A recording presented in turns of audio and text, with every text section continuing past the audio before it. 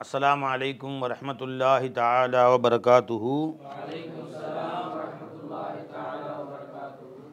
नहमदुहू व नुसल्ली अला रसूलिहिल करीम अम्मा बाद।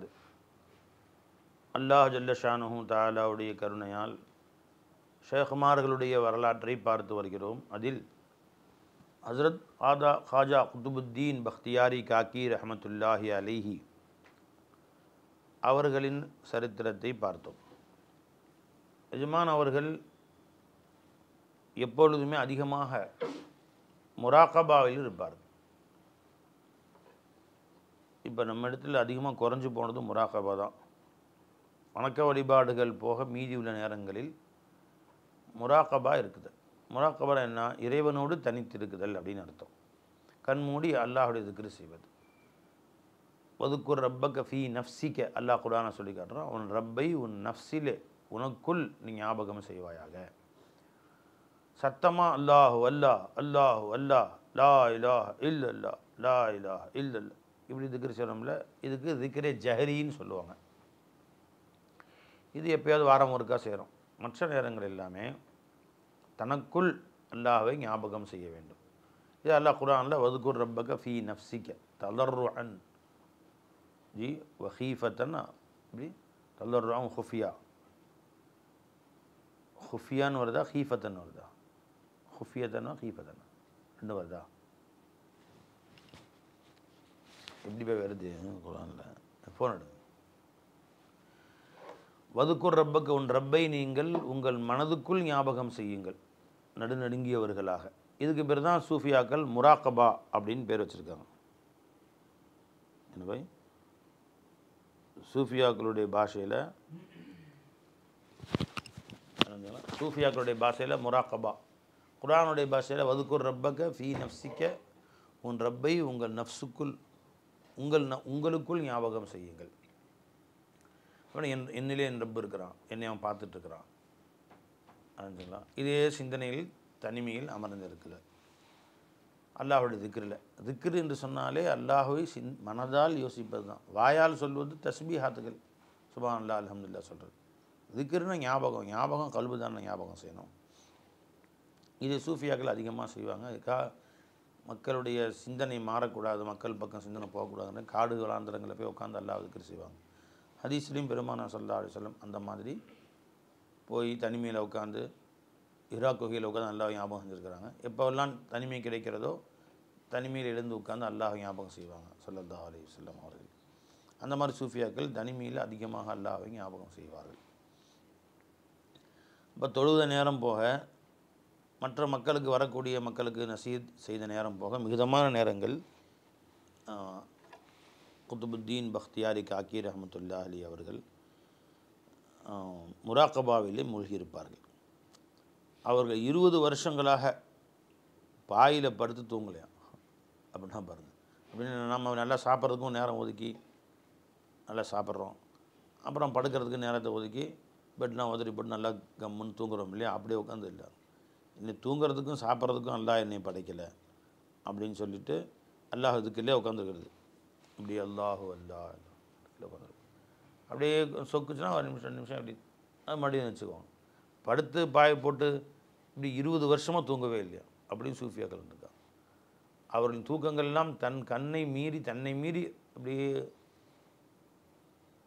உட்காந்து தூங்கிடுவான். பார்த்தீங்கன்னா மனுஷன் டக்குன்னு முடிச்சிடுவாங்க.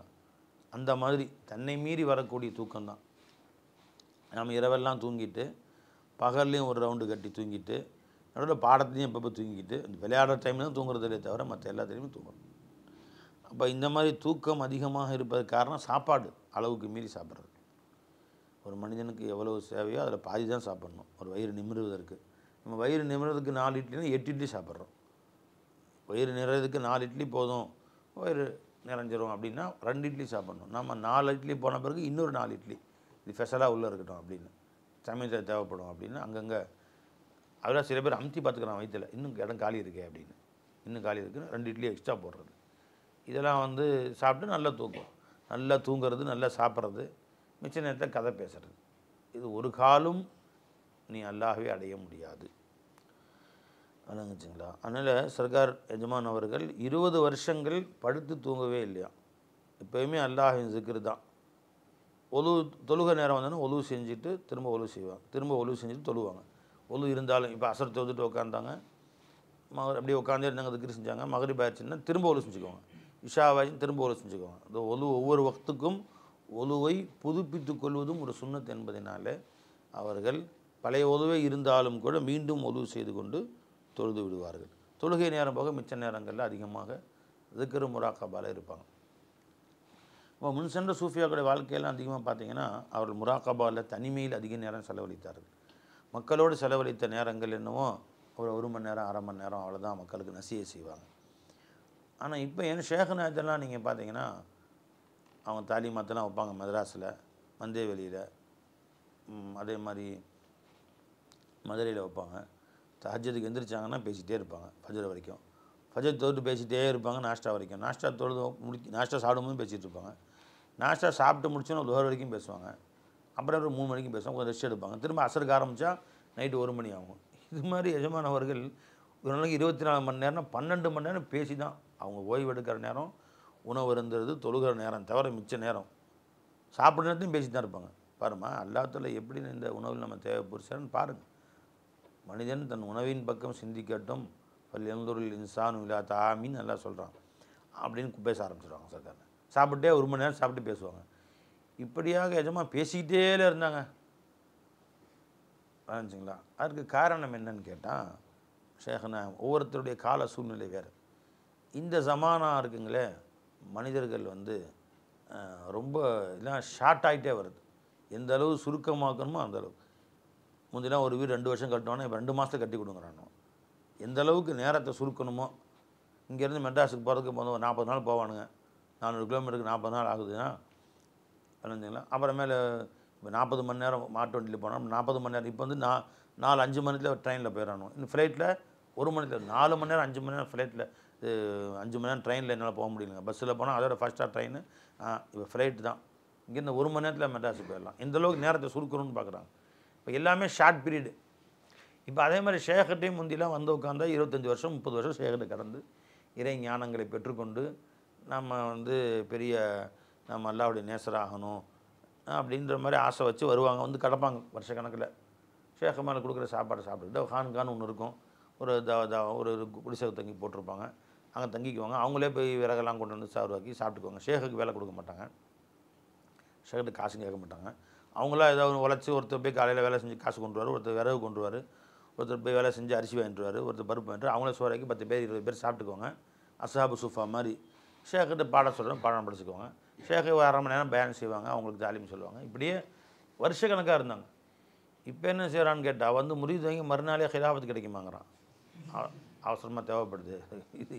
அப்போ என்ன ஆச்சுன்னு கேட்டால் நேராக சர்க்கார்ட்ட வந்து வர்றதே காலையில் 9 மணிக்கு நான் வர முடியும், நீ உங்களுக்கு எந்த டைம் இருக்குது, நான் உங்களுக்கு தாலிம் வாங்கணும் அப்படி கேட்குறதா இல்லை. ஒரு 9 மணிக்கு நான் வர முடியும், 9:30க்கெலாம் எனக்கு உடனே கிளம்பணும், 1/2 மணி நேரம் உங்களுக்கு இருக்க முடியும் அப்படிங்கிறானோ. என்ன செய்கிறது. அந்த மாதிரி மக்கள் வந்து நாட்களை ஒதுக்குவதும் நேரங்களை ஒதுக்குவதும் ரொம்ப குறைந்து போய்விட்டது. அப்போ என் ஷேഖனா சொன்னால் குருப கியாமத்துமா, கடையை பார்த்தா ஆரம்பத்தில் காலையிலேருந்து கிராக்கி பண்ணி விற்பானுவான்.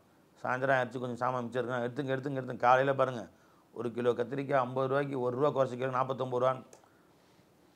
கத்திரிக்காய் வைக்காமல் சோறாக்கியா போயா, கத்திரிக்காய் வைக்காமல் சால்னா வை, கத்திரிக்காய் வாங்க மாட்டான் மூஞ்ச பாரு அப்படின்னு. 50 ரூபாய்க்கு 1 ரூபா குறைக்க மாட்டானோ. சாயந்தரம் ஆயிடுச்சு கொஞ்சம் மிச்சம் இருக்குது, இனி யார் வாங்க போகிறான்ட்டு, சார் காலையில் 50 ரூபாய்க்கு விற்றோம், இப்போ 3 கிலோ 50 ரூபா வாங்கிக்கோ, 3 கிலோ 50 ரூபா அப்படி. ஒருத்தன் வருவான் சாவிக்கிறாக்கி 3 கிலோ 5 கிலோ 50 ரூபா சரி தூக்கி தொலை, இந்த அத்தையும் சொல்லி 6 கிலோ ஒரு சேர்த்து வச்சுக்கோ 60 ரூபாய் கொடுத்துரு அப்படின்னு போட்டு மூட்டை கட்டிட்டு கிளம்பிடுவான்.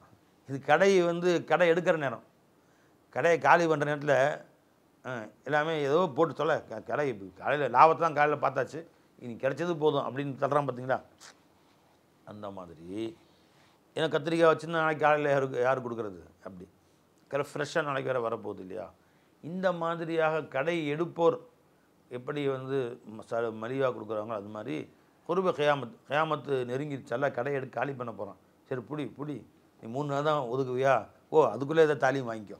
அப்போ ஒருத்தர் 3 நாள் தான் வர்றார், துபாயிலிருந்து டிக்கெட் போட்டு வர்றதே ஒரு 15 நாள் லீவில் வர்றாரு. அதில் சர்க்கார்ட்ட 3 நாள் மிச்சம் 12 நாள் எங்கள் வீட்டுக்கு ஒதுக்க வேண்டியிருக்கு, கல்யாணம் 2 கல்யாணம் இருக்குது அப்படின்ட்டு வராரு. இந்த 3 நாள் விட்டோம்னா அடுத்து அவர் எப்போ வருவார்னா 1 வருஷம் கழிச்சு தான் வருவார். இப்போ இவருக்கு போய் ஒரு நாளைக்கு 10 நிமிஷம் தான் பயான் செய்வோம், மற்ற நேரம்லாம் படுத்து தூங்கி உட்காந்து முராக்கபால உட்காந்துட்டீங்கன்னா, நான் இப்போ தாலீம் செஞ்சுறேன் கேட்டுக்கோ, இதை போய் அமல் செய் அப்படின்னு என் ஷேഖனை வரக்கூடிய சில பேர் 3 நாள் வராங்க, சில பேர் 2 நாள் வர்றாங்க, சில பேர் 1 வாரம் தான் வருவாங்க, உட்கார வச்சுருவாங்க. சொல்கிறார் தன்னுடைய முழு நேரங்களை ஒதுக்கி 12 மணி நேரம் 13 மணி நேரம் பயான். ஒரு நாள் ஷபீல் யஸ்தீன் சர்க்கார்ட்ட வந்தாங்க, மந்தவெளிக்கு காலையில் ஃபஜர் நேரத்தில் வந்தாங்க. இஷா வரையிலையும் நடுவில் சாப்பிட்ட நேரம் தொழுத நேரம் தவிர உட்காந்து பேசிக்கிட்டே இருந்தாங்க. அவ்வளோ நேரமும் ஹஸரத் கிபிலா மண்டி போட்டு தான் உட்காந்தாங்க, சம்மணம் போட்டு கூட உட்காரல, சர்க்கார் சேரில் உட்காந்தாங்க. அவர் மண்டி போட்டே உட்காந்து அவ்வளோ நேரமும் உட்காந்து கேட்டுட்டு, இதெல்லாம் துனியாவில் எல்லாம் பார்க்க முடியாதுன்னு அவ்வளோ ஆச்சரியமாக உட்காந்து பார்த்துட்டு உட்காந்தாங்க, உட்காந்து கேட்டு போனாங்க. அது காலையிலேருந்து சாயந்தரம் வரைக்கும் அந்த மாதிரி. ஏன்னா அவ்வளோதான், ஒரு தடவை ஷபீல் வந்தாங்களே திரும்ப வரல. இப்போ ஒரு தடவை வர்றாங்க வாழ்க்கையில், அவங்களுக்கு ஏதாவது நம்ம செஞ்சு கொடுத்துடணும், ஏதாவது அவங்களுக்கு வந்து ஒரு நிறைய போட்டு கொடுத்து அனுப்பணும் அப்படின்னு சொல்கிறோம் இல்லையா. இப்போ வந்து உன்னுடைய நெருங்கிய உறவினர் என்றைக்கும் வராதவர் அமெரிக்காவிலேருந்து வந்திருக்கிறாரு அப்படிங்கும்போது அவருக்கு நல்ல உணவு செஞ்சு கொடுப்பியா இல்லையா. ஒரு நாள் தங்கியிருக்கிறாரு, இல்லைங்க எனக்கு ரசம் மட்டும் போதும், வந்ததே ஒரு நாள், திரும்ப எப்போ வருவீங்களோ இந்தாங்க பிரியாணி போடலாம் அப்படின்னு நல்ல உணவு செஞ்சு கொடுக்குற மாதிரி அவருக்கு நேரம் கிடைச்சி நம்மள்கிட்ட வர்றதே சொற்ப நேரங்கள் வர்றாங்க. அந்த நேரங்களில் அவர்களுக்கு உயர்ந்த ஞானங்களை கொடுத்து ஏதாவது திணிச்சு அமுச்சிடுவோம், வாழ்நாள்லாம் அவங்களுக்கு பிரயோஜனமாக இருக்கும் அப்படின்னு சொல்லி அவர்களை உட்கார வச்சு அந்த கல்புக்கு தகுந்த மாதிரி அவர்களுக்கு ஏற்ற மாதிரி ஞானங்களை கொட்டுவார்கள். இப்படியாக ஷேഖனை வாழ்நாள்லாம் பேசிக்கிட்டே தான் அதிகமாக. ஒவ்வொரு ஷேഖமாருடைய மசாக், அவரவர்களுடைய போங்கு, அவரவருடைய பழக்கம் ஒரு மாதிரி இருந்துச்சு. நினச்சிங்களா. எஜமான் அவர்கள் அதிகமாக மௌனமாக தான் இருந்தாங்க. நினச்சிங்களா.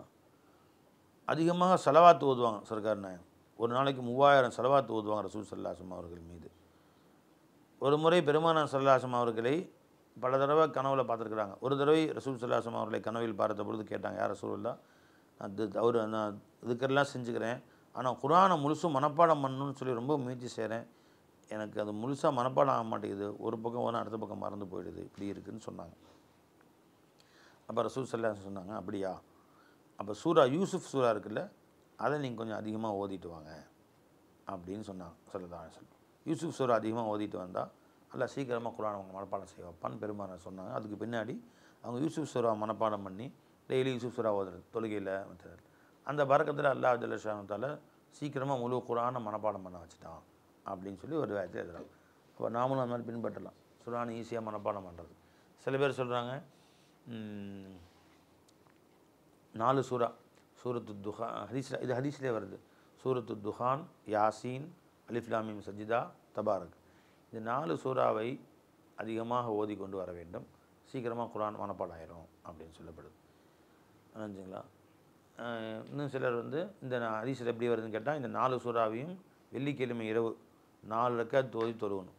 ஒரு ரக்காத்தில் யாசின்னு, தபாரக்கு அடுத்த ரக்காத்தில், அப்புறமேல வந்து சூரத்து துஹான், சூரத் அலிஃப் லாம் மீம் சஜ்தா, இந்த 4ஐயும் ஓதி தொழுதுட்டு ஒரு துவா இருக்குது, அல்லாஹும்ம இன்னி அப்துக அல்லாஹும் பதிய சமாவத்தி வல்லல், இந்த துவாவை ஓதி கேட்டால் இவ்வாறாக தொடர்ந்து வெள்ளிக்கிழமை ஓதிட்டு வந்தால் வெகு சீக்கிரத்தில் அல்லாஹ் குர்ஆனை மனப்பாடம் பண்ண வைப்பான், மனசக்தி ரொம்ப அதிகமாக அல்லாஹ் தஆலா உண்டாக்குவான்னு வருது. இதெல்லாம் செய்யுங்க இன்ஷா அல்லாஹ். 4 சூறா முதல்ல மனப்பாடம் பண்ணுங்கள், அதே மாதிரி வெள்ளிக்கிழமை சொல்லுங்க, சீக்கிரமாக குர்ஆனை யூஸ் பண்ணிடும். நீங்கள் பாரு 4 வருஷம் 5 வருஷம் யூஸ் பண்ணுறாங்க சில பேர், ஒரே வருஷம் யூஸ் பண்ணிடுறாங்க. அதெல்லாம் நினைவு சக்தி அல்லாஹ் கொடுக்குற ஒரு ஃபضல், அதான் அல்லாஹ் தஆலா அதிகமாக கொடுப்பான் இன்ஷா அல்லாஹ். அவ்வாறு செய்யுங்க. இவங்க குர்ஆன் சீக்கிரம் மனப்பாடம் பண்ண பின்னாடி காலையிலேருந்து நைட்டுக்குள்ளே ஒரு தடவை குர்ஆன் ஓதிடுவாங்களாம், நைட்டுலேருந்து ஃபஜருக்குள்ளே ஒரு குர்ஆன் ஓதிடுவாங்களாம். ஒரு நாளைக்கு 2 தடவை குர்ஆன் ஓதக்கூடியவராக இருந்தாங்க.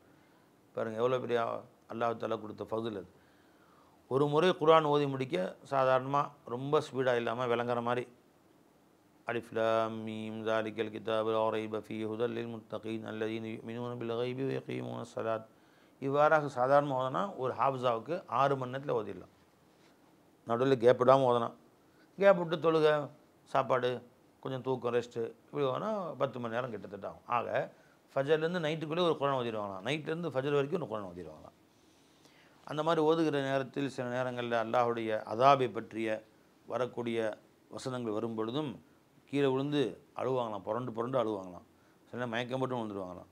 அதே மாதிரி ரஹ்மத்துடைய வசனங்கள் வருகிற பொழுது ரொம்ப சந்தோஷப்படுவாங்களாம், மிகுந்த ஆனந்தப்பட்டு சில நேரங்களில் அந்த வசனங்கள் வரக்கூடிய கருத்து அமைந்த பார்சி பைத்துக்களையும் படிப்பாங்களாம். படித்து ரொம்ப ஆனந்தமாக ஒன்றும் அழகாக அல்லா சொல்கிறான் பாருங்கள் அப்படின்னு ரொம்ப சந்தோஷமாக சொல்லுவாங்க. எஜமான் அவர்கள் சில நேரங்களில் வந்து இசை நிகழ்ச்சிகளையும் அதிகமாக கலந்து கொள்வார்கள்.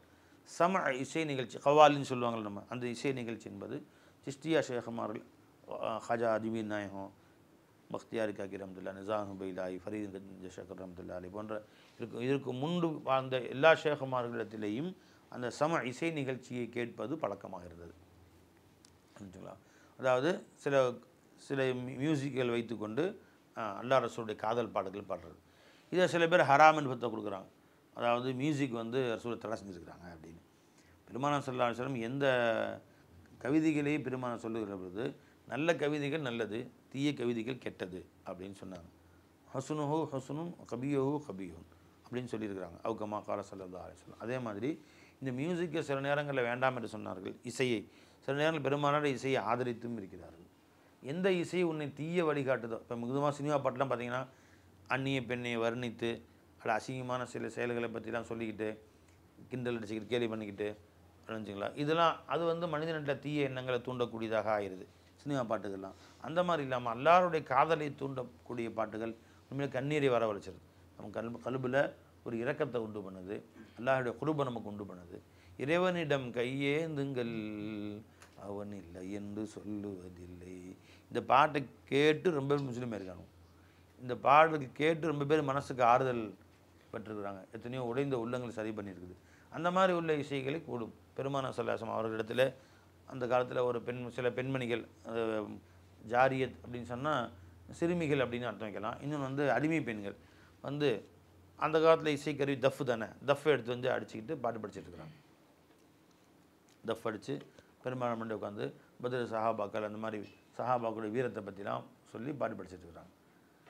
தஃப் அடிச்சு சும்மா சாதாரண நேரத்தில் பாட்டு படிச்சுட்டு இருந்தாங்க. அந்த நேரத்தில் பார்த்து அபூபக்கர் ரலியல்லாஹு வந்தாங்க. அவங்க சுற்றி எல்லாம் தஃப் அடிச்சுட்டு உட்காந்துருக்காங்க. இவங்களும் சேர்ந்து பாட்டு கேட்டு பாட்டு படிச்சுக்கிட்டு தஃப் அடிச்சுட்டு வச்சு பாட்டு படிச்சிருக்காங்க. ரசூலுல்லாஹ் வந்து கேட்டு உட்காந்துருக்காங்க. அபூபக்கர் நாயகம் வந்தாங்க. அவங்களும் ஒரு பக்கம் ரசூலுல்லாஹ் பக்கத்தில் உட்காந்துக்கிட்டாங்க. பாட்டு நடந்துகிட்டு இருக்குது. அங்கே உமர் நாயகம் வந்தாங்க. அவங்க சவுண்டை கேட்டோன்னே இவங்கெல்லாம் தஃபை தூக்கி கீழே சொருகிட்டு அப்படியே கீழே உட்காந்து ஒன்று உட்காந்துட்டாங்க. இந்த 5-6 பேர் தஃப் அடிச்சுருந்தாங்களே, தஃபை தூக்கி தொடைக்கடியில் வச்சுக்கிட்டு வந்துட்டாங்க. சூசான் சிரிச்சிட்டாங்க. ஸல்லல்லாஹு அலைஹி வஸல்லம், உமரே உங்களை கண்டா ஷைத்தான் லா எஸ்லுக்கு ஃபஜ்ஜன் எஸ்லுக்கு ஃபீஹு உமர், உமர் நடக்கிற தெருவில் கூட ஷைத்தான் நடக்க மாட்டான் பாருங்கள். அவங்களை கண்ட உடனே தூக்கி உள்ளே வச்சுட்டாங்க. வச்சுட்டு எல்லாம் அமைதியாக வாய் மேலே காய் விரல் வச்சு சைலன்ஸ்னு உட்காந்துட்டாங்க எல்லோரும் அப்படின்னு சொன்னாங்க ஸல்லல்லாஹு அலைஹி வஸல்லம். இதை வச்சு ஆலிம் ஷாக்கில் சில பார்த்தீங்களா, இப்போ வந்து இந்த இசை வந்து ஷைத்தானுடைய வேலைன்னு சொல்லியிருக்காங்க. அதான் ஷைத்தானே வந்து உமர் அதுக்குன்னா பயப்படுறான் அப்படின்னு சொல்லியிருக்காங்க. அப்படின்னு சொல்கிறது முட்டாள்தனமான கருத்து. ஏன்னு கேட்டிங்கன்னா ரசூலுல்லாஹ் கேட்டுட்டு உட்காந்தாங்க ஸல்லல்லாஹு அலைஹி வஸல்லம். இப்போ ஷைத்தான் வேலை அல்லாஹ்வுக்கு பிடிக்காத வேலையை அப்படின்னு ரசூலை கேட்டு உட்காந்துருப்பாங்களா? அல்லாஹ் புகழ்ந்து ரசூலை புகழ்ந்து பாட்டு படிக்கிறாங்க. பெருமானார் கேட்டு உட்காந்துருக்காங்க. அபூபக்கர் நாயகம் கேட்டு உட்காந்துருந்தாங்க. உமர் நாயகம் வந்திருந்தா உமர் நாயகம் இயற்கையிலே பயம். நீ தொழுதுட்டு இருந்தாலும் சரி தொழுகை விட்டு ஓடிடுவான். அதனால் தொழுகை தப்புன்னு அர்த்தமா? அவங்க மேலே உள்ள பயத்தினால ஒரு அதிர்ச்சினால் ஒரு ருஅப் அவங்களுக்கு அதனால விட்டுட்டு ஓடிடுவானுங்க. அது மாதிரி நல்ல காரியம்னு இல்லை. குரான் வாங்கிட்டு உட்காந்துதான், குரான் வாங்கிட்டு உட்காந்துருக்காங்க. இப்போ நீங்கள் குரான் வாங்கிட்டு உட்காந்துருக்கீங்க இஷ்டத்துக்கு. இப்போ நான் வந்து பக்கத்தில் உட்காந்தேன். இப்போ எப்படி இருக்கும்? ஒவ்வொரு ஆயும் தடுமாறும். இப்போ நீங்கள் தொழுகையில் நீங்கள் அல்லம் சூறாவது வல்லுவா சூறாவது தொழுவுறீங்க. இப்போ நான் வந்து உங்கள் பேர் தக்பீர் கேட்டுட்டேன், நீ தொழு வைப்பா அப்படின்ட்டு. இப்போ அல்ஹம்துலில்லாஹி ரப்பில் ஆலமீன் ரப்பில் ஆலமீன் ரப்பில் ஆலமீன் வாயில் அறமான்றே வாயிலே வராது. பயம். பின்னாடி பெரியவங்க நிற்கிறாங்களே, உஸ்தாத் நிற்கிறாங்களே அப்படிங்கிற பயத்தில் வல்லுவா சூறா தப்பு வரும். ஓர சூறா வல்லுவா சூறாவாக இருந்தாலும் அதனால் தப்பு வரும். அது ஒரு பயம். நல்ல காரியம்னு இல்லை, கெட்ட காரியம் இது. அதனால் தொழுகிறது கெட்ட காரியமாயிருமா? அப்படி இல்லை. அதை மீது அதன்மையான மேலே கொண்ட அச்சத்தினால் அதனால தான் அவங்க தூக்கி வச்சுக்கிட்டு அமைதியாக உட்காந்துட்டாங்க. புரிஞ்சுங்களா? இன்னொரு அர்த்தம் என்னென்னு கேட்டால், உங்களுக்கு வந்து ஷைத்தானே பயப்படும் போது இந்த குழந்தைங்க பயப்பட மாட்டாங்க, அப்படி அர்த்தம் அதுக்கு. புரிஞ்சுங்களா? அதனால் இது தப்பான காரியம்னு அர்த்தம் வைக்கூடாது. அதே மாதிரி ஸல்லல்லாஹு அலைஹி வஸல்லம் அவர்கள் ஒரு ஈத் அன்னைக்கு எல்லோரும் வந்து தஃப் அடித்து கொண்டாடிட்டு இருந்தாங்க. பாட்டு படித்து தஃப் வச்சு அடித்து கொண்டாடிட்டு இருந்தாங்க. பெருமாள் சொன்னாங்க, ஹாதா ஈதுனா லிகுல்லி கோமின் ஈதுன் ஹாதா ஈதுனா, ஒவ்வொரு கூட்டத்தாருக்கும் ஈது இருக்குது, இது நம்முடைய ஈது நாள், இதை கொண்டாடுங்க அப்படின்ட்டாங்க. சந்தோஷமாக கொண்டாடுங்க, கொட்டடிச்சுட்டாங்க. இன்னும் பெருமாள் சொன்னாங்க, திருமண நிகழ்ச்சியில் பெண்கள்லாம் கொட்டடிச்சு பாட்டு படிச்சுட்டு இருப்பாங்க, அனுமதி கொடுத்துருங்கட்டாங்க. சொல்லலாம் ஆயிஷா நாயகர் சொன்னாங்க, அனுமதி கொடுத்துருங்க. அலினு நிக்காஹ வலவு பி தஃப் அடித்தாவது திருமணத்தை கொண்டாடுங்கள் அப்படின்ட்டாங்க. அதை மக்களுக்கு அறிவிப்பு செய்யுங்க. அப்போ இந்த மாதிரி ஈத் அன்னைக்கு நல்ல நாட்களில், சந்தோஷமான நாட்களில், திருமண நாட்களில் அணிஞ்சிங்களா இது இந்த மாதிரி இசையை வைத்து பயன்படுத்துவதை பெருமானார் ஸல்லல்லாஹு அலைஹி வஸல்லம் அனுமதி கொடுத்துருக்கிறார்கள். இப்போ உள்ள நவீன இந்த கீபோர்டில் அந்த காலத்தில் இல்லை. அப்போ என்ன டம்மு தான் இருந்துச்சு, அந்த தஃப்பு கிஃப் அதை வச்சு அடித்தாங்க. இப்போ நீ வச்சு அடிக்கிறேன். இதன் பக்கம் கவனம் போகலை, உங்கள் கவனம் பூரா அல்லாஹ் பக்கம் தானே போகுது. பாட்டு படிக்கும்போது அதன் பக்கம் தான் சிந்தனை போகுது. அதனால சூஃபியாக்கள் இது ஹலால் என்று சொல்லியிருக்கிறார்கள். அதுவும் இதை அல்லாஹ்வின் பக்கம் சிந்தனையை கொண்டு போவதற்காக வேண்டி யார் செய்கிறார்களோ சில நிபந்தனைகளுக்கு உட்பட்டு, அதாவது தொழுகை நேரத்துக்கு இடைஞ்சலாக இருக்கக்கூடாது, மற்றவர்களுக்கு இடைஞ்சலாக இருக்கக்கூடாது, யாரையும் கேலி செய்யக்கூடாது, கிண்டலாகக்கூடாது, இந்த மாதிரி சில நிபந்தனைகளுக்கு உட்பட்டு அது ஜாயிஸ். மற்றபடி தீய பாட்டுகள், அசிங்கமான பாட்டுகள், பெண்களை பற்றி வர்ணிக்கிறது, ஒருத்தவங்க சண்டை மூட்டுற மாதிரி தன் குலப்பெருமையை பேசுறது, தன் ஜாதி பெருமையை பேசுறது, நான் யார் தெரியுமா, இப்படி ஆகும் அப்படி ஆகும், நீங்களாம் மட்டமான ஜாதி, நான் உயர்ந்த ஜாதி, இந்த மாதிரி பேசுகிறது, இதெல்லாம் என்றைக்குமே தடுக்கப்பட்டது தான். பையன் அப்போ எஜமான் அவர்கள் நிகழ்ச்சி, இசை நிகழ்ச்சியில் கலந்து கொள்வார்கள். அதில் மஹபூப், என் நேசனே, என் காதலனே அப்படின்னு வருகிற நேரத்தில் அப்படியே சத்தமிட்டு அழுது கீழே விழுந்துருவாங்களாம். அப்படியே காதல் முத்தி போய். அதே மாதிரி என் ஷேக்னா என் தர்பாரையும் நிறையா இதை பார்த்துருக்கேன் நான். இசை நிகழ்ச்சிகள் நடக்கும், சில வார்த்தைகள்லாம் வரும், சர்க்கார் ரொம்ப கைஃபித் ஆயிடுவாங்க. தாதா சர்க்கார் நூரி நாயகத்துடைய தர்பாரில் ஒரு கவிதை படிச்சிருந்தார்.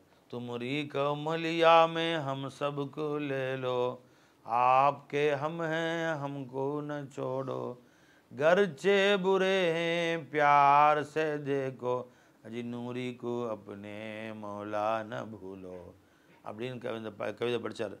அழுது அழுது அழுது சும்மா 1 மணி நேரம் அழுதாங்க.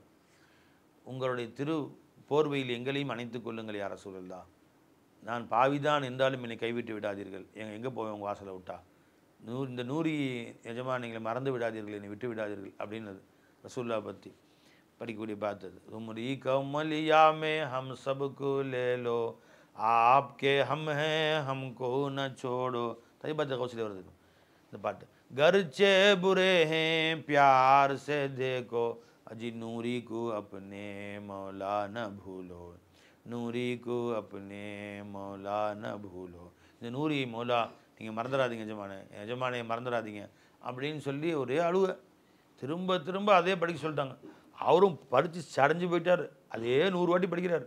தும்ரி கமலியாமே ஹம் சபுக்கு லேலோ அப்படியே திரும்ப திரும்ப அதே படிக்கிறாரு. எஜமா அழுது அழுது அழுது அழுது அவங்க அழுக மொத்த சபையும் தேம்பி தேம்பி எழுது. ரெக்கார்டு கூட இருக்குது, எடுத்து கேட்டு பாருங்கள்.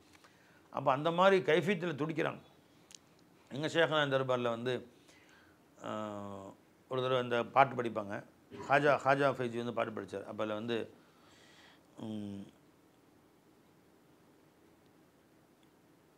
நூரிஷாவின் ஞான பிளம்பே நூரே முஹம்மதுவே எந்தன் அப்படின்னு சொல்லி பாட்டு வந்துச்சு. நூரி நாயத்துடைய குலாம் நீங்கள், நூரி நாயத்துடைய நேசர் நீங்கள் அப்படின்னு.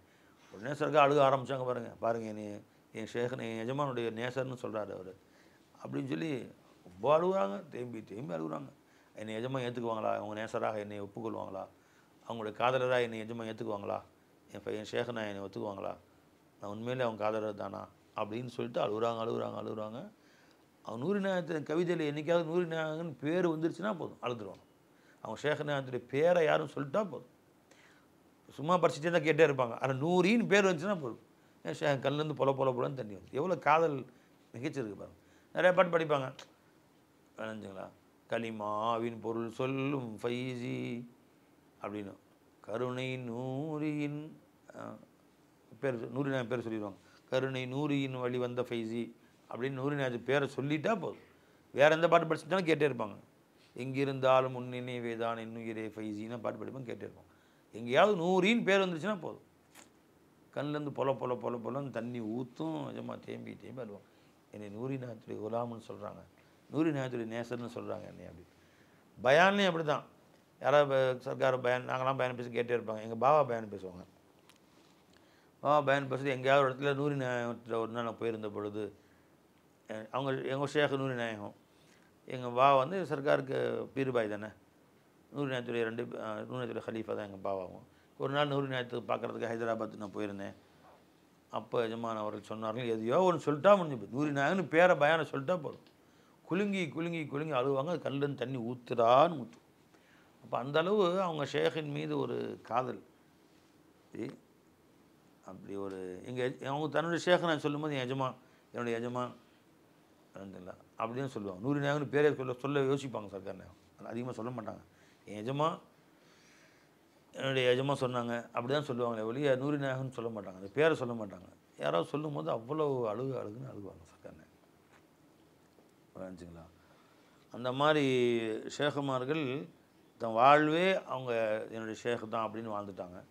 அவர்களுடைய காதலில் முற்றிலும் திளைத்து ஊறி போயிட்டாங்க. அந்த மாதிரி இன்றைக்கி யாரையும் நம்ம துனியாவில் பார்க்க முடியல. புரிஞ்சுங்களா? வா அவங்களோட இருந்த காலங்களும் ஒரு பொற்காலங்கள் தான். அப்போ அந்த மஹபூப் என்ற பேர் அங்கே வார்த்தை அந்த வரியில் வந்துருச்சுன்னு சொன்னால் அவங்களோட அழுகையை கட்டுப்படுத்த முடியாமல் ரொம்ப தேம்பி அழுவாங்களாம் சர்க்கார். சில நேரம் நினைவில்லாமல் கீழே மயங்கி விழுந்துருவாங்களாம். புரிஞ்சுங்களா? அப்போது மிகுதமாக அல்லாஹ்வுடைய வணக்கங்களில் ஈடுபட்டிருந்தாங்க.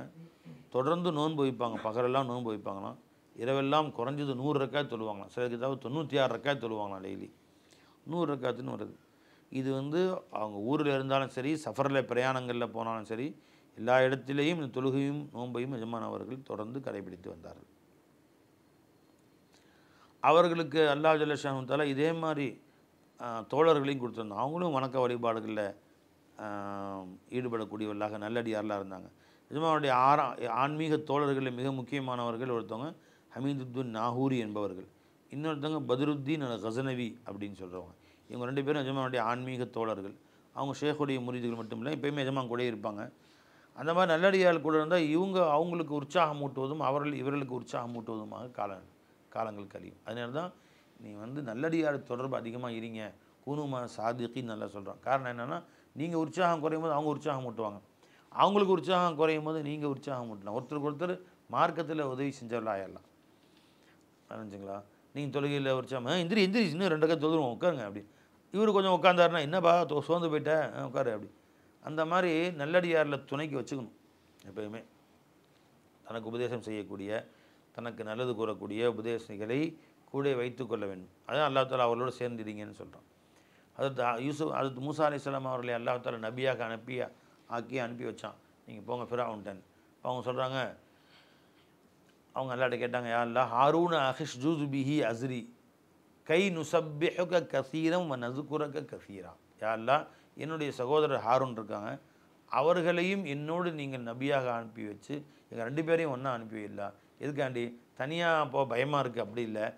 போனால் ஒருத்தருக்கு ஒருத்தர் நாங்கள் திக்ரில் உதவி செஞ்சு கொள்வோம். நான் மறந்தால் அவங்க நினைவு ஊட்டுவாங்க, அவங்க மறந்தால் நாங்கள் நினைவு ஊட்டுவோம்.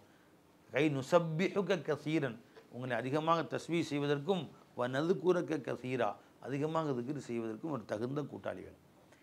அப்போ அந்த கூட்டாளி எப்படி இருக்கணும்? நீ மறந்தாலும் ஞாபகப்படுத்தக்கூடியவராக, தஹஜ்ஜுதுக்கு ஒன்றை எழுப்பக்கூடியவராக, தொழுகைக்கு உங்கள் ஜமாத்துக்கு உதவி செய்யக்கூடியவராக அப்படி இருக்க வேண்டும்.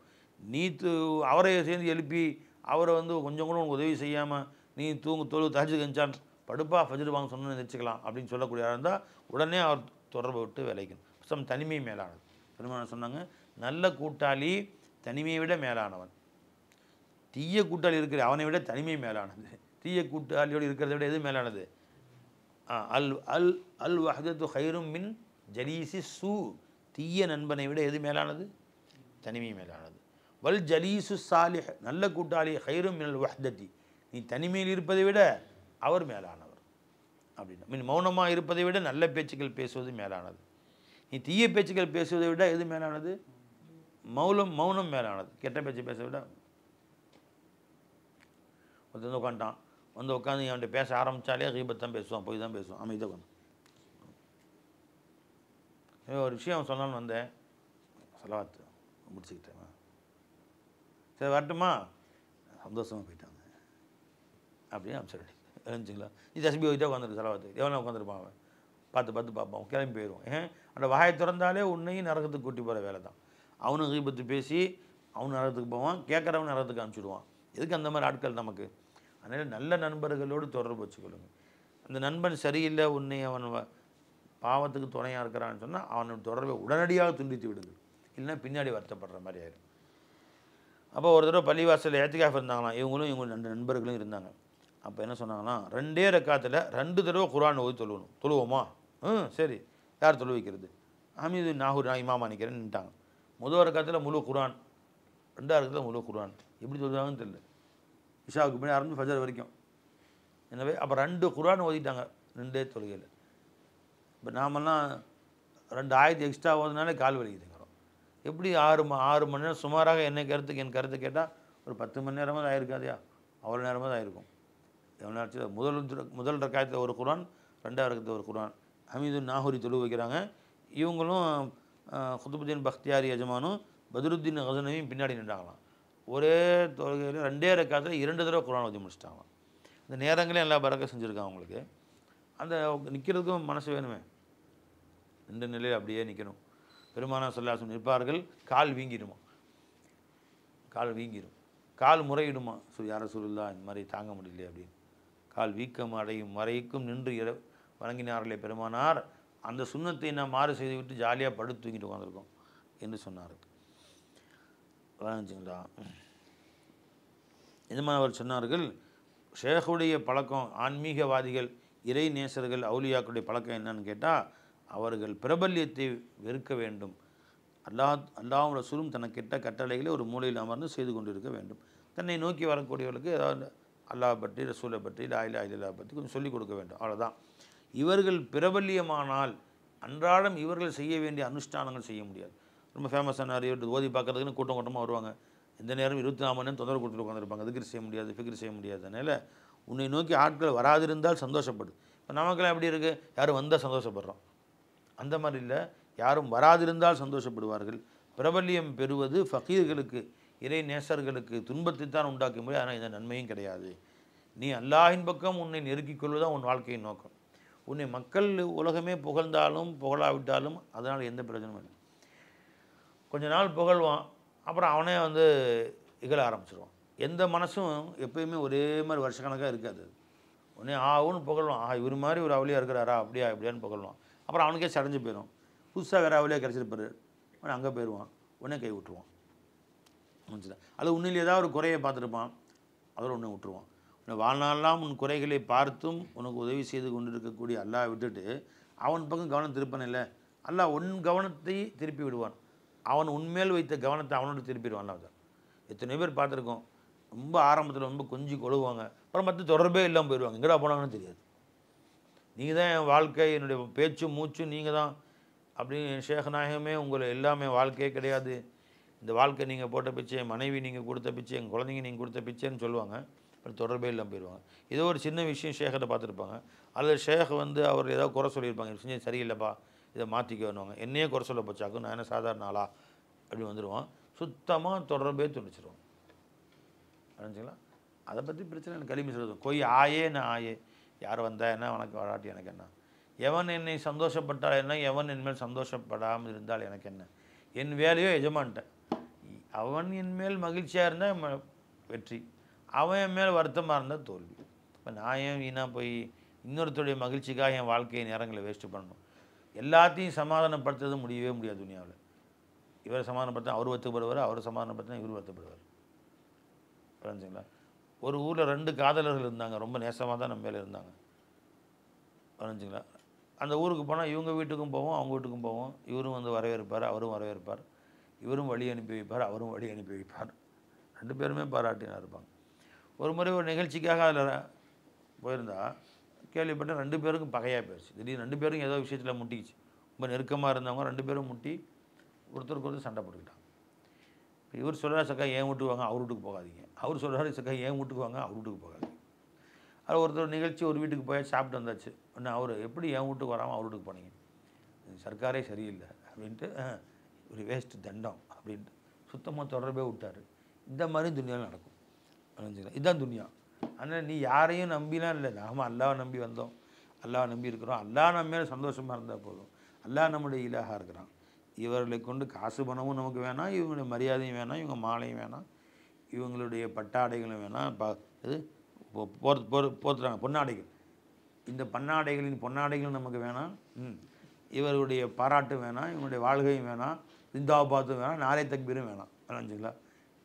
அல்லாஹ்ட்ட நான் நல்லவனாக இருந்தால் நான் இவங்க நாரே தக்பீர் போராடி நல்லவன் தான். நான் எல்லா இடத்தில் நான் கெட்டவனாக இருந்தால் துனியாவே நாரே தக்பீர் போட்டு என்ன போகுது?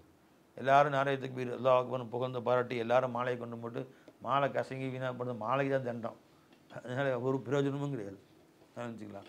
அதனால் இவர்களை பற்றி மனசிலேயே வச்சுக்காதீங்க. பக்தியாரி காக்கி இந்த மாதிரி சொன்னாங்க.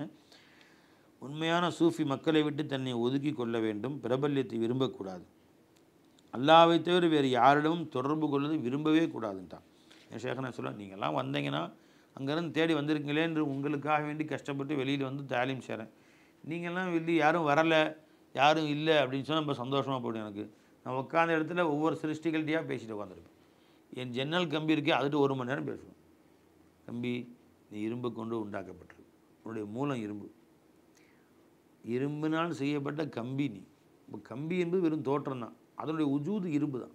அது மாதிரி சாரை காயினாத்து வெறும் தோற்றம், அது உஜூது ஹக்கு தான் அது அப்படின்னு ரொம்ப நேரம் பேசுவேன். அது நீ என் தேவை பூர்த்தி செய்யலை, உங்களுக்கு காட்சி அளிக்கிற உஜூது ஹக்கு தான் என் தேவை பூர்த்தி செய்யலை. அப்படி பேசி பேசிமா என்னை சுற்றி இருக்கிற எல்லா வசதியும் எனக்கு ஃப்ரெண்ட் ஆயிடுச்சு. நான் இல்லைன்னா அழுகுது. வந்தவொன்னு சமாதானம் பண்ண, நல்லா இருக்கீங்களா, இந்த மனுஷன் கேட்குற மாதிரி வெளியிருந்து ரூமுக்கு வர்றேன். இப்போ நான் காசூரில் வந்து அஸ்ஸலாமு அலைக்கும் வரஹ்மத்துல்லாஹி வபரகாத்துஹு, கட்டல் நல்லா இருக்கியா, அது நம்மளை பார்த்து தான் பேர். கட்டலுக்கு உயிர் இல்லையா, யார் சொன்னா உயிர் இல்லைன்ட்டு? கட்டலுக்கு உயிர் இருக்கா இல்லையா? மலையும் மண்ணுக்கும் மலைக்கும் வானத்துக்கும் உயிர் இருக்குன்னு நான் சொல்லலாம் தரலாம். நான் வானம் பூமி மலை மண்கள் அத்தனை இடத்துலையும் போய் கேட்டேன். மண்ணை பார்த்தல கேட்டான். இன்னும் அரதுன சமாவாத்தி, இன்னும் அரதுன அமானத்து அல்ல சமாவாத்தி வரல அறந்து மண்ணை பார்த்து எல்லாம் கேட்டான். என்ன அமானத்தை எடுத்துக்கிறியா, வேற ரப்பே, அந்த அமானத்தை சுமக்கிற தகுதி எனக்கு இல்லை, எனக்கு வேணா ரப்பே என்று அவை மறுத்து விட்டன. மலைகள் அல்லாஹ்வுடைய அச்சத்தினால் நடுங்குகின்றன. இன்னமின் ஹாலமா யஷக்கோ எஹபித்து மின் ஹஷியத்தில்லா, வரைஞ்சிங்களா? பாறைகள் உருண்டோடுகின்றன, பாறைகள் அல்லாஹ் நட்சத்திரத்தை வெடித்து சிதறுகின்றன, அல்லாஹ் அச்சப்படுகிறதுன்னு சொல்லு. யாராவது அல்லாஹ் தஆலாவை குறை சொன்னால் முதல்ல வானத்துக்கு பூமிக்கும் கடும் கோபம் வந்துடுது. வரைஞ்சிங்களா? அல்லாஹ் சொல்கிறான், தகாது சமா யதஃபத்தர்ன வ தன்ஷக்குல் அர்து வ தஹிருல் ஜிபாலு ஹத்தா அன் தஅவு லிர்ரஹ்மானி வலதா. அல்லாஹ்வுக்கு புல்ல இருக்குன்னு இவன் சொன்னதை கேட்டு வானம் நான் வெடித்து சிதறட்டுமா, பூமி துண்டு துண்டாக ஆகி விடட்டுமா, மலை பொடி பொடியாக போய் விடட்டுமா என்று கேட்கிறது. நீ அமைதியாக இரு. அதுக்கு எவ்வளோ கோபம் வருது பாருங்க. இப்போ கோபம் வருது, அன்பும் வருது. அப்போ இந்த கல்லும் முள்ளும் டெஸ்க்கும் எல்லாமே நம்மை பார்த்து கொண்டிருக்கின்றன. மறுமையில் நமக்கு சாட்சி சொல்லும். அதனால் ரூமுக்குள்ள வந்தோமா, அஸ்ஸலாமு அலைக்கும், டெஸ்க்கு நல்லா இருக்கியாப்பா, அல்ஹம்துலில்லாஹ், ஒன்லி மோலா தான் இருக்கிறான், கட்டல் நல்லா இருக்கியா, தலவாணி, என் ஷேഖனா சொல்லுவாங்க, என் தலவாணி மேலே முகப்பத்துப்பா, இதான் கழுத்தில் சுலுக்கிக்கும்.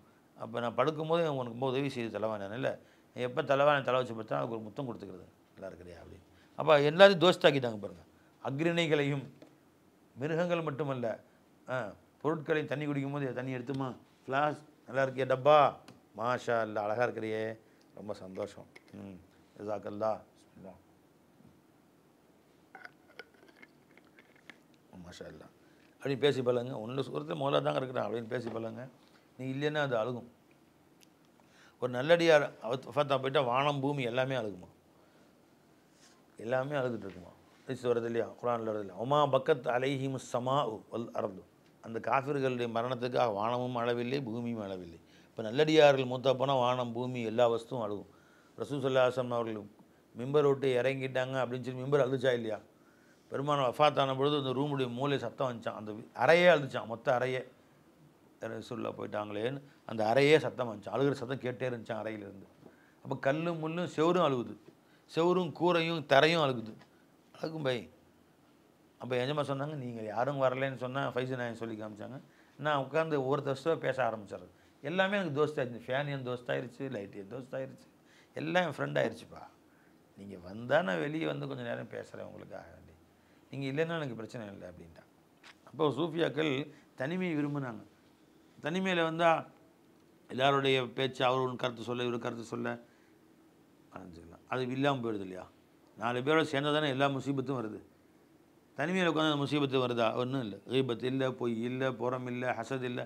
அவர் இந்த மாதிரிலாம்.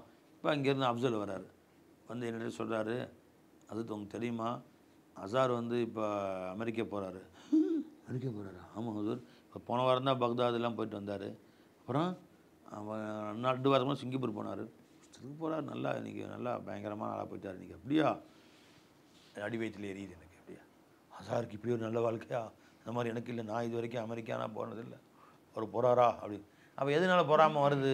இவர் அவரை பற்றி சொன்னதில்லை. அப்போ காதால் கேட்கும் போது தான் நம்முடைய கல்புகளில் பல உணர்ச்சிகள் வருது. ஒதுங்கி உட்காந்துட்டு திக்ரு உட்காந்து காலையிலேருந்து திக்ரு செஞ்சு யாரும் நம்மள இருந்து பார்க்கல, எந்த உணர்ச்சியும் கல்பில் இல்லை. நாம் உண்டு, அல்லாஹ் உண்டு.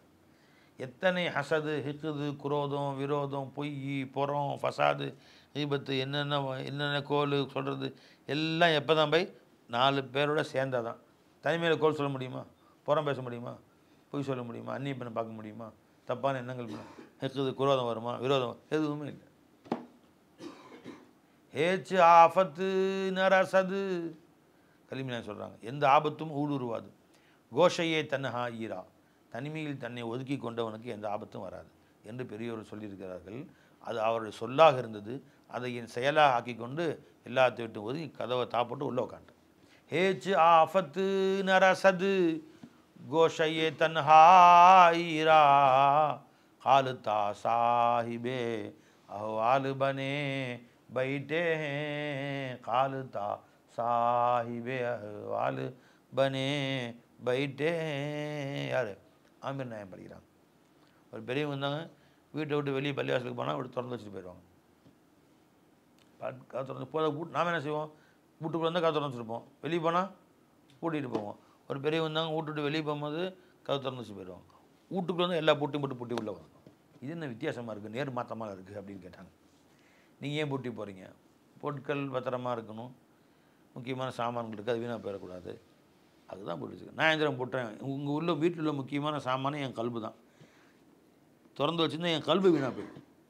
எவனா கல்பை களவாடிட்டு போயிடுவான். அது போய் போகிறோம் ஃபசாது, அவன் வந்து ஒன்று பேர் சொல்லுவான், இவன் வந்து ஒன்று சொல்ல, என் கல்வை களவாடிடுவான். அதனால் வீட்டில் இருக்கிற நேரத்தில் உள்ள பொக்கிஷங்கள்லேயே மிகப்பெரிய பொக்கிஷம் நானும் எனது கல்வும் எனது நேரமும். இதை மிச்சப்படுத்தணும். நான் அதுக்கு தான் பூட்டிக்கிறேன். வெளியே போனால் எதோ தூக்கிட்டு போட்டேன், எனக்கு என்ன நினச்சிங்களா? எதோ தூக்கிட்டு போய் ஃபக்கீர் வீட்டில் என்ன இருக்க போகுது? திருடன் வந்தான், சும்மா தான் வெறுங்கையாக போவான். ஒரு ஃபக்கீர் உட்காந்தார் வீட்டில், திருடன் வந்தான், சுற்றி பார்த்தா ஒன்றும் கிடைக்க, பேசாமல் போகிறான். இவர் பேசாமல் கிருஷ்ணா உட்காந்துருக்காரு, துக்சுபானவர்.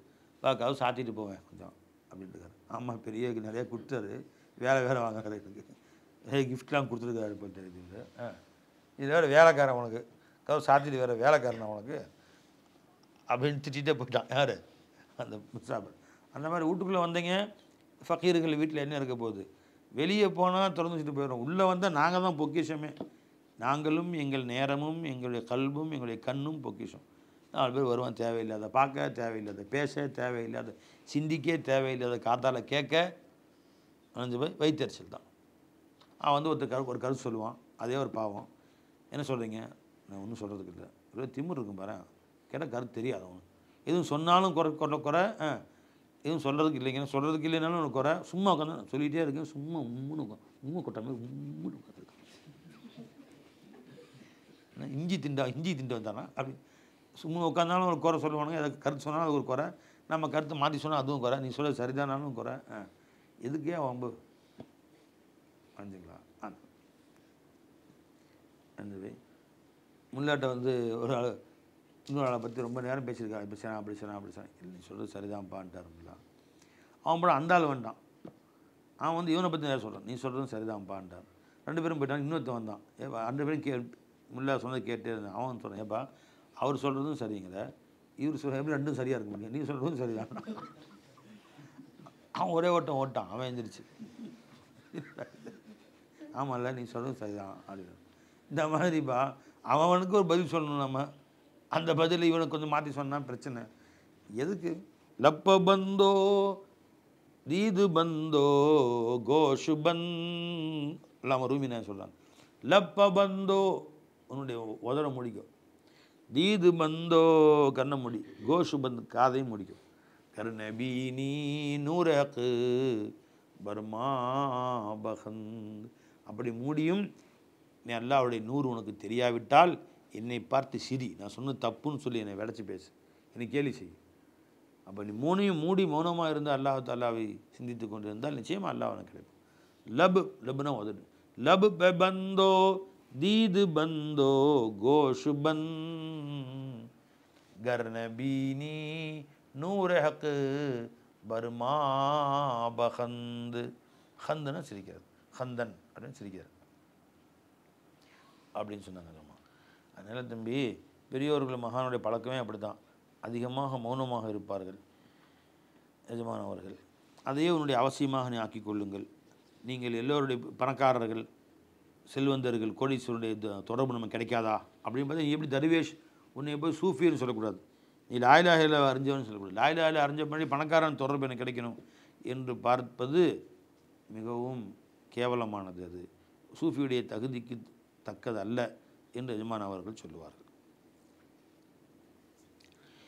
இந்த உலக மக்களோடு அதிகமாக தொடர்பு கொள்வது, அதிகமாக பேசுகிறது தான் எல்லா தீமைகளுக்கும் ஆணிவேர். ஹுப்பு துனியா ரசு குல்லி ஹத்தியத்தின்னு நாங்கள் சொல்லலாம். அந்த ஹுப்பு துனியா ஏன் வருது? மக்களோட பேசும்போது அவன் எப்படி செஞ்சான், எப்படி செஞ்சான், அந்த மாதிரி நாம் ஆகணும், இந்த மாதிரி நாம் ஆகணும் என்று உலக ஆசையில் உன்னை கொண்டு போய் சேர்த்துடும். அதுதான் உன்னை எல்லாவற்றுக்கும் எல்லா பாவங்களையும் செய்யும்படி உன்னை தூண்டும். ஆகவே உலக மக்களோடு பழகுவதை அதிகமாக குறைத்து கொண்டு அல்லாஹ்வுடைய திக்ரில் அதிகமாக மூழ்கி இருக்க வேண்டும் என்று எஜமான் அவர்கள் அதிகமாக சொல்லுவார்கள்.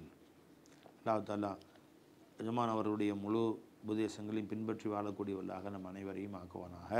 அஸ்ஸலாமு அலைக்கும் வரஹ்மத்துல்லாஹி வபரகாத்துஹு.